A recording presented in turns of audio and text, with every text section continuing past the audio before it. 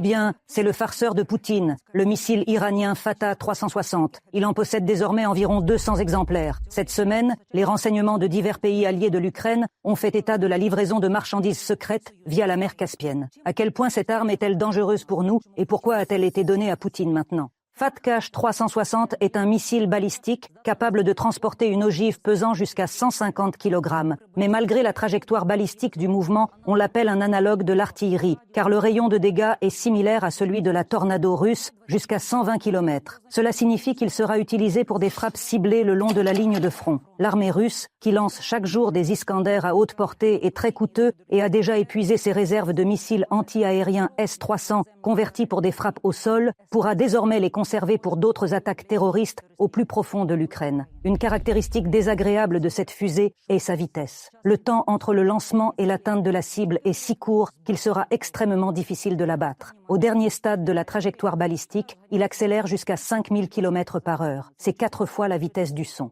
Donc, le renseignement ukrainien doit suivre et détruire les FATKH 360 encore sur le sol.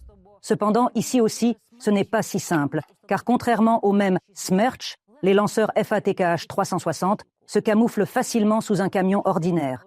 Les repérer est plus difficile, et les détruire aussi. Il faudra également suivre les dépôts. Bien que l'Iran nie avoir fourni ses missiles à la Russie, l'Occident a déjà réagi.